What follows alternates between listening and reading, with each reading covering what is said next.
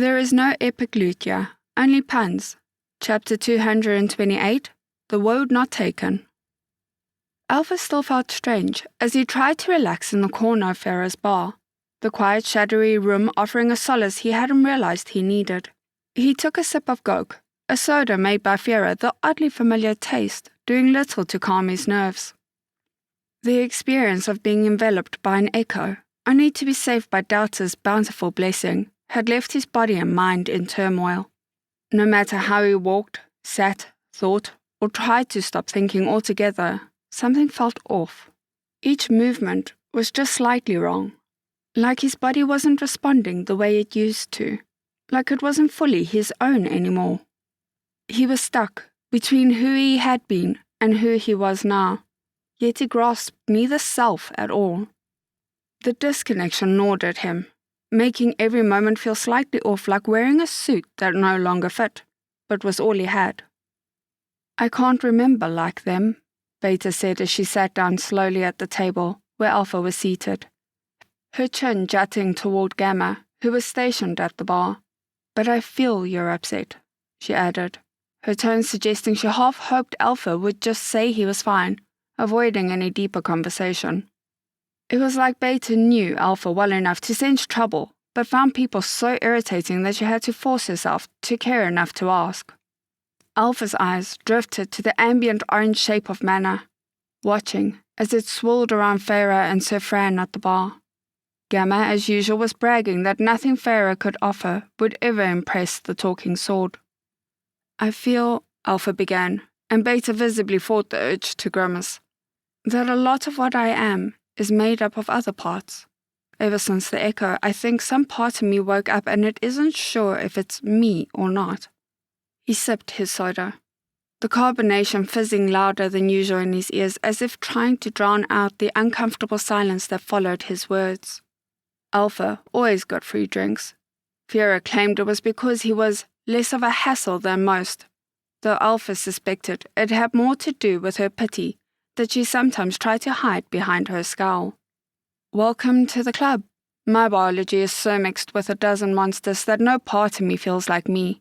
I'm a super life form that exists cell by cell, just pretending to be a person," Beta said, in what Alpha thought might have been her version of empathy, though it felt about as warm as an ice cube. "At least you know why you're odd. I was fine before and now I'm not," Alpha said, letting out a rare moment of complaining. Usually he bottled all of this up, refusing to dwell on it. But being around not only Delta but also Beta and Gamma had his system freaking out, his emotions spiking in ways he couldn't control. He much preferred being a cool cucumber, ignoring things until they went away.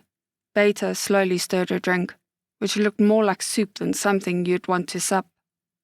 "Well, what's changed recently?" Beta asked bluntly, as delicate as an axe to the neck. Yet, strangely, Alpha found himself enjoying her directness. It felt like they knew each other well enough that her harsh attitude was reassuring, not offensive, like a shared understanding they didn't need to spell out.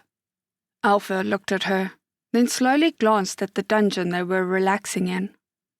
"Delta wouldn't make you feel bad. Weird. Yeah, but not bad. Her manner constantly screams propaganda in my ear, making me think I can take on a kingdom and a storm," Beta said, her tone uncertain, as if she hadn't quite decided if she enjoyed the sensation or not. Alpha frowned, narrowing his focus. He channeled his magical senses downward, feeling around the table and along the walls. Everything they touched was infused with Delta's mana, after all. "And if a god tries to stop you, cut them down with your darling wit, wage war with your charm and a massive sword, refuse limits, break chains. You are great, you are..." A chorus of voices shouted, and Alpha winced, the motivational shouts teetering between gearing him up for a fantastic day or sparking a revolution. "How did that come from Delta?" Alpha muttered, shaking his head as if trying to dislodge the lingering voices.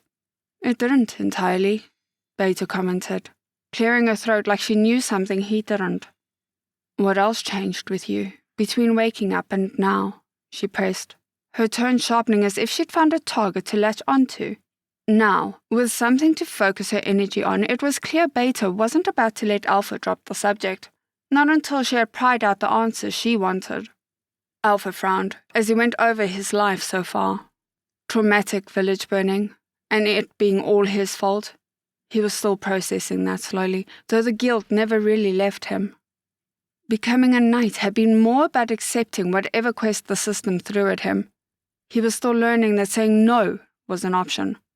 Sis had also stopped bombarding him with so many quests after that. Then came durance, and everything else. Wait, that was something significant. I became the Archmage, he said suddenly, the realization hitting him like a bolt from the blue. Nerd, Beta said almost reflexively before blinking in surprise at her own words. I mean, what's that? Super wizard? She added quickly, trying to recover.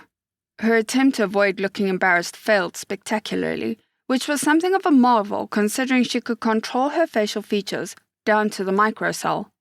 Yet, yeah, she was, her discomfort written plainly on her face. Alpha admired Beta's decision to show her vulnerability despite her ability to hide it. Meanwhile, he struggled with the fact that his true nature, calm and composed, was often mistaken for coldness. The irony wasn't lost on him. He wanted to appear more open, while Beta chose to show her flaws with pride. Someone who has a lot of magic in them ends up being the majority owner of the aspect. I had a lot before. Probably because Sister gathered some for me, but before long, I got my wizard name and accidentally took the title. Alpha explained, feeling the need to add that last part in defense of himself. Magus, Beta said, almost reflexively, and the name hit Alpha like a wave. His bones ached and his sense of self threatened to collapse under the weight of the title, but he fought to keep himself together. It would be far more embarrassing to be seen having a breakdown than to actually have one in his mind. What was that name? Alpha asked, his voice cautious but probing. Beta immediately clammed up, her face freezing into something hard, almost statue-like, as if the sudden shift of features could somehow mask her slip. Just something the stupid tree mentioned. What of it? Beta replied, her voice sharp, edged with a defensiveness Alpha hadn't expected. Her body language shifted, and she seemed to brace herself as if ready for Alpha to press further. Gamma let out a wheeze, as Farah poured what looked suspiciously like cooking oil over him. Is that booze-infused sword oil? The weapon asked in shock, his metallic voice tinged with disbelief. Not booze, you're a minor, Farah replied, her tone flat, as if she was stating an obvious fact. Gamma snorted, the sound sharper than usual. I'm older than all of you combined, he said, his tone suddenly heavier, the weight of decades slipping into his words. You have identification? Delta asked firmly, crossing their arms as they stared down Gamma. Gamma spluttered, with a mix of outrage and indignant excuses. But when it came time to actually produce proof, there was none. Then off-brand soda and fruit juice it is, Delta declared, unyielding. Gamma let out a metallic groan of defeat. I'll give you a legendary sword of cursed ancient people. That was ancient, Gamma said, trying and failing to sound mysterious. Farah huffed, unimpressed. Don't make me tap the sign again, she warned, glancing at a small sign hanging behind her. It depicted a child drinking, with a big red X over it. She flipped it to reveal the same child now wielding a burning sword and destroying a village, accompanied by the caption, Alcohol makes adults into children, and children into tyrants. They seem so sure about themselves, Alpha remarked, choosing to drop the subject with Beta despite his urge to press further. Gamma? They don't even know what day it is, Beta scoffed, her voice tinged with dry amusement. Don't go thinking they're wise just because they sound cryptic. They're just cracked. Alpha wondered what it meant when the idea of being cracked resonated inside him. Was it a good thing or a bad thing? He really didn't know. Delta felt confident as she looked down at the group, the talking sword, the half-lion girl, and Alpha, all seated in the third-floor library watching her intently. She explained her plan to take them on a little field trip, a small exercise away from Durance, something to help them bond. She wanted to take Beta to the secret garden, but just in case something went wrong with the idea and Delta went offline, she wanted Beta to have support of the other two. If Delta couldn't help Beta, then she wanted Alpha and Gamma to step in. So, she came up with an idea to pet 2 dogs with one hand. I should be able to let you all piggyback off my mana while we visit a new dungeon that really needs a hand. Sis asked me to help some struggling ones figure out how to grow, so it's kind of like being a teacher for hire, Delta said with a warm smile. Gamma huffed. You were a teacher sent to another world and you decided to become a teacher? They asked, making sure they heard Delta correctly. It's in my bones, in my soul, Delta agreed with a serious nod. Beta was about to ask something when she suddenly paused, her arms shifting as it formed a whip with a blade at the edge. In one smooth motion, she swung it toward the darkened corner of the room, where only a single candle flickered. Something is here, Beta warned, her voice low and focused. Delta, however, already knew who it was. That's Jack, she said, her voice growing louder, directed toward the shadowy figure. He just lingers around the sections none of you are allowed in. A soft scurrying could be heard as Jack skittered away from the shadows, caught in the act but still cackling. She would ask the library golem to keep an eye on her students to be safe. The library was a place filled with knowledge that many would find unnatural. Such things could be learned elsewhere, but not from the innocent. Okay, but why are you in charge of something as important as managing all the dungeons in the world? Aren't you already handling a lot? Being asked to handle a lot? Gamma pressed, their voice filled with skepticism. Delta paused, considering their words, then shrugged. I like to help and be kind, she said as bluntly as possible. It's Miss D. She could be sent to hell and still ask how she could help out when she got there, Beta grunted, pulling a book from a nearby shelf. The pages were filled with images of creatures, which she effortlessly mimicked with subtle shifts in her facial features. A snake, some kind of goblin, a fish-like creature, and then a rabbit. Delta went very still, resisting the urge to comment on Beta's whiskers and twitchy nose. She knew the remark would only irritate her, especially since Beta might find the idea bugged her. Rabbit season? Delta mumbled, trying to avoid getting distracted as she used her mana to form a less detailed map of the world, showing the dozens of blinking lights of dungeons, sending bug reports, issue prompts, and some just showing a lack of progress. Has anyone been in a dungeon before? Delta asked, glancing around the room. Every hand went up and Gamma glowed faintly to indicate they too had experience. I've conquered a dozen, accidentally destroyed 2 and ate 1, Gamma reported, their tone casual. Delta blinked, staring at Gamma with a mix of shock and horror. They were already dead and it was better than letting the corpse rise up and become a problem, Gamma added quickly, noting Delta's expression. The accidents were on my user at the time. I am, of course, blameless. I ate maybe 30, Beta said bluntly, her gaze shifting away. Delta's eyes widened slightly. 30? According to my system, I have, Beta clarified, scowling. I don't remember doing it, but I guess I did when I was being used like an attack dog.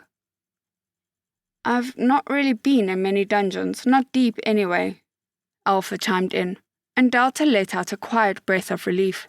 At least Alpha hadn't also eaten a dungeon core.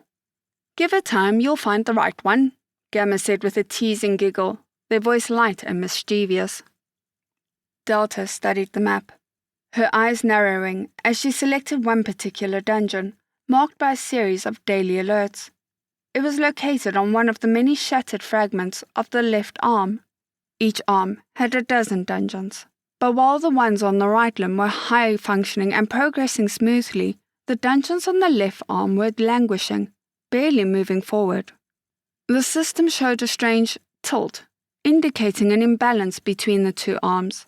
The world was slowly shifting toward the right limb as its dungeons gained more weight, leaving the left arm's dungeons in a weakened state. If left unchecked, The imbalance could grow worse. We'll go, in essence, to this dungeon, Delta declared. That's cool, but I have a question, Gamma said, flashing once more to get her attention. Delta looked at the sword with a smile. Why haven't you all interrogated me about your pasts and what your names are?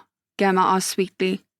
And the atmosphere turned suddenly tense, as everyone shared a silence when no one wanted to make the first move. I'll remember, Delta said, feeling confident enough. I want to be Alpha for now, Alpha said quietly. I am Doom and Destruction, daughter of death, Beta whispered, eyes flashing. My God, I've missed you all. It knew only struggle and confusion. Since it awoke with a ravenous hunger and a desire to protect itself, it has done its best to do that. But it could not consume. It could not end this hunger. It shifted as beams of flashing light emerged from 4 set scepters, keeping the tiny core afloat and off any surface. The immediate surface around it was akin to a metal box. But below that was mana-stripped water to catch the orb if it tried to escape. It looked across the small lake of water, through the bars of its box to see the ancient figure creating complex drawings with chalk on black stone. As the figure worked, their mana dipped constantly only for the human to turn and pull on its mana to replenish itself. The drain was like fire searing the core from the inside, but it had no mouth and it had no voice. It could not grow. Even if it learned how to make a dungeon in the air, floating somehow, the wizard drained it of mana, its precious resource. Its odd screen that made no sense, with flowing words, had cracked in one corner, reflecting its mental state breaking down over time. Something dark waited for the core, in space, between the cracks. A fate it had no desire to seek. Then, it was no longer alone. Beings with vastly more complex essences emerged from the air. No, they emerged from the core itself, like its surface was a door. Ghosts of mana so thin the wizard's security wards didn't even detect them. Oh, this is a new kind of dungeon for me, a ghostly humanoid said, before they looked down at themselves and began to scream. Legs, I have legs, ghostly and shapely. Oh my, so shapely, they said, prancing about with dramatic steps. The core noticed they didn't have feet, per se, but dramatically pointy edges, like they walked on sword blades. It's an avatar. Delta is letting us exist in default mode, basically. A gruffer and more muscular form said, her skin covered in dozens of calm images of monster faces. The third form was quiet, looking like they were wearing clothes far too big for them, as beneath the surface something pulsed at their core. The last figure was, hello, the other dungeon said, and the core felt relief, terror, anger, fear, and more all at once, unable to answer in its current state due to how starved it was. It was too devoid of any mana to even reach out and greet the new core. Looks a little empty on gas. I'll give it 1%. No, maybe less. Like 10% of my 1%, the figure mused. And she tapped the core so gently. It felt everything. Your god Slywhistle was a wizard of many talents. Lying, stealing, lying about stealing, stealing liars, and creating complete seals to bind demons to his will. He never graduated from wizard school, having his final year project set on fire by some punk on the day of the exam. But now he was growing massively in power as each demon he destroyed improved his magic, making him feel incredible. Sure, it only worked because he lied about his deals, making them in dungeon mana, which was basically counterfeit currency to demons. But they should have been more careful, and the core he stole from its fledgling nest should have been more lucky to land elsewhere than in his lair. Cackling, he reached around without looking, not really needing the mana, but enjoying how it made everything feel soft. It was like a drink for his magic. Oddly, it came to him in a robust manner compared to the sluggish flow from before. But Yoga was not complaining if the stupid orb finally obeyed him. Only, the mana didn't stop. He turned in confusion as the final spell he found never came with instructions of turning itself off. Nothing should have so much mana as to sustain the spell on the other side Nothing Yogurt shouldn't have detected sneaking into his lair. The dungeon core, in his case, was overflowing with mana, most of it going to waste and forming mana crystals on the wall or below it. Surprised, Yogurt raised the shield to cut the stream off, but the mana flow smashed through it like an eager river, and Yogurt was lifted off his feet and slammed into a wall as the beam focused on his chest, making his skin bulge and the taste of mana to be so thick, Yogurt tasted warm, dusty books, the smell of a classroom after everyone's gone home, the simple pleasure of buttered toast. Mushrooms? Yogurt's sly whistle blinked once, then exploded in orange shards as he was converted to mana, his own devoured and beaten down by an orange flood. We are the scream, we are the voice, we are the best choice. I feel like I should say, don't, just don't, Delta whispered, feeling haggard and old as she stared at 10% of her 1% power focused on a single person. The core fell to the ground and rolled across the water, buoyant with Delta's mana, before it came to rest on the man's dropped staff. Then the core consumed the staff as its first item. Look, Alpha, a nerd dungeon, Beta said as the mana crystals began to swirl around it. This was fine. Delta had this under control. The core rose up on a fancy golden staff and seemed to make its first monster. A small poof of smoke, followed by mana flowing, revealed a tiny toad at the base of the staff. The toad had a tiny blue hat on it with red stars. Core has made a woad. Woads are wizard toads that are magical because they have a hat that proves they're magical, clearly. I will, the core said, talking to Delta via the mana in the air. Yes, Delta said, smiling at the core being able to finally grow. I will destroy all wizards, the core promised, a crackle of lightning filling the chamber. Her smile slipped. For I am the first dungeon core to absorb the essence of a wizard and his staff. I am Tim, it cried, and Alpha tilted his head. Triple name. Most impressive, he praised politely. Lame names, why not do cool ones, Beta said. Tim means nothing. His wizard name has no limits nor bonuses, Alpha said with a calm tone, as Delta tried not to panic. She had this under control. End of chapter.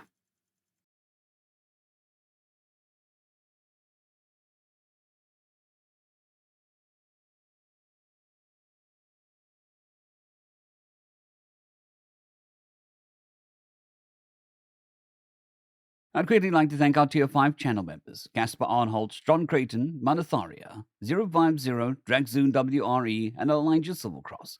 Thank you very much.